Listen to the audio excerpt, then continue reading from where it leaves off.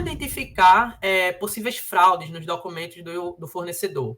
Então, a melhor forma de identificar esses pontos, né, essas fraudes nas documentações, é possuindo um checklist que inclua, né, no seu escopo ali, avaliações específicas nos documentos, com testes intencionais e com consultas em fontes adicionais. Então, vamos por parte aqui, né? A gente precisa, se a gente quer identificar fraudes no nosso processo, né, que possam estarem sendo cometidas pelo fornecedor, a gente precisa ter uma avaliação específica desse ponto. Não dá para ter um escopo padrão, uma avaliação padrão e buscar identificar fraude. Eu preciso, de fato, já prever nos itens de avaliação algum ponto relacionado a identificar se o documento é autêntico ou não, né? Ou se trata de uma fraude. Com testes intencionais, e eu vou exemplificar no próximo slide alguns tipos de testes intencionais que a gente pode fazer. Tem algumas fraudes, pessoal, que são tão mal feitas ou descaradas que bateu o olho e você já pega, tá? Existem outros tipos que precisa de um pouco mais de técnica, que precisa seguir talvez um passo a passo específico ali para ser constatado, ser identificado, e a gente vai apoiar vocês aqui trazendo algumas dicas de como fazer, tá? De como proceder aí para que vocês possam identificar mais fraudes, né, de repente no processo de vocês, ou constatar que não está havendo fraudes e ter mais segurança. E consultas em fontes adicionais. Esse é um ponto muito importante para a gente tratar, que é o seguinte. Às vezes, o documento vai estar perfeito, tá? Aquele documento é falso, mas ele está muito bem adulterado, vamos assim dizer, que faz com que a equipe que está avaliando a automação, o robô, enfim, não consiga identificar esse ponto. E aí, faz-se necessário ter algumas consultas, né, amostral mesmo, dessa documentação em fontes originais, né? Então, por exemplo, quando a gente fala de uma certidão de débitos, né? Um CRF, uma certidão estadual, municipal, não só, né? Um ponto seria não só aceitar aquela documentação que foi entregue pelo fornecedor, mas quando receber essa documentação, ir lá diretamente, né, no site da Receita Federal, por exemplo, no site da Caixa, para checar de fato a veracidade daquela documentação. Como eu falei, não estou indicando aqui fazer esse tipo de checagem 100% nas documentações, tá? Porque isso pode gerar mais retrabalho do que ganho. A gente tem que ter em mente que o nosso papel é eliminar ou dirimir os principais riscos, né? E não todos os riscos, porque isso pode trazer custos que inviabilizem o processo. A empresa gastaria mais controlando os fornecedores do que propriamente mitigando riscos, tá bom? A seguir, gente, eu trago algumas dicas de como identificar, né, fraudes nos documentos. Então, quais são essas dicas?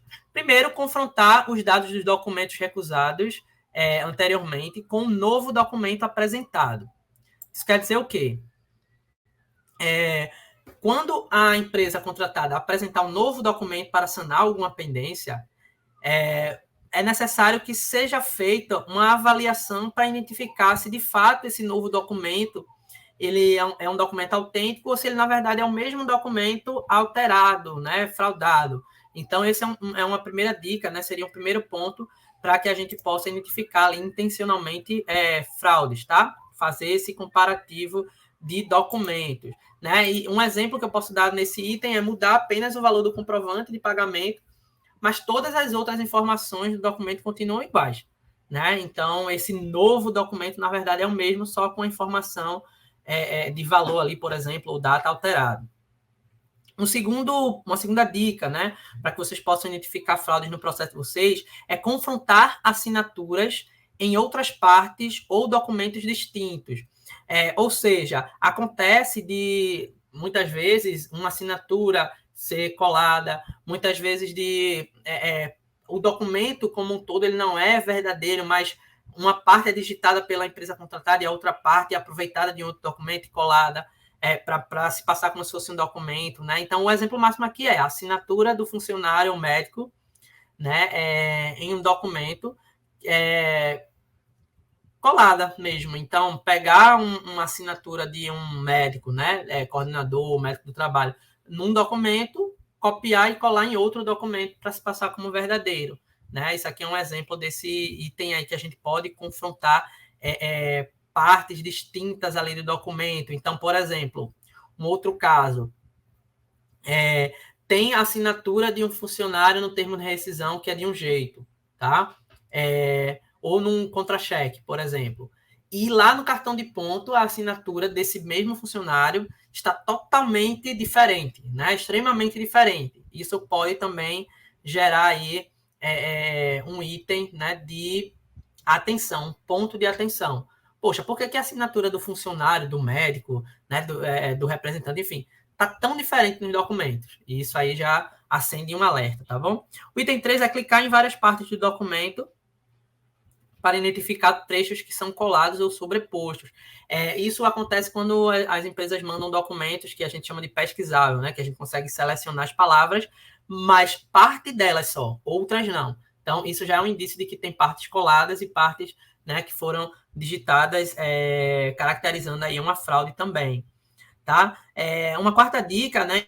É importante que no processo de identificação de fraudes, no checklist, existam procedimentos para averiguar os layouts diferentes, né, em documentos que possuem modelos padronizados. Então, por exemplo, certidões, guias, comprovantes de pagamento, própria GFIP, né, documentação do E-Social também, já tem um modelo padrão.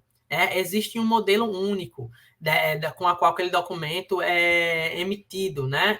E existem casos que a gente se depara, vocês vão ver aqui também, com situações em que nos foi encaminhado documentos para avaliação com um layout duvidoso, né? Um layout que não aparenta ser, de fato, aquele layout original, né? Que é padrão.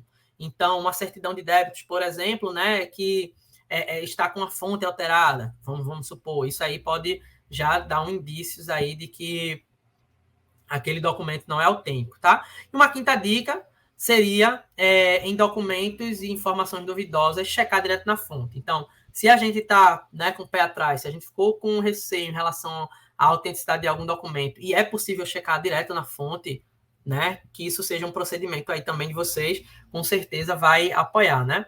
É o caso ainda da receita, da certidão, né? Caso em que a certidão federal parece ser adulterada e quando a gente checa, de fato, ali a situação da empresa na Receita Federal, de fato, a gente identifica que a empresa não está regular, tá? Isso acaba sendo um problema.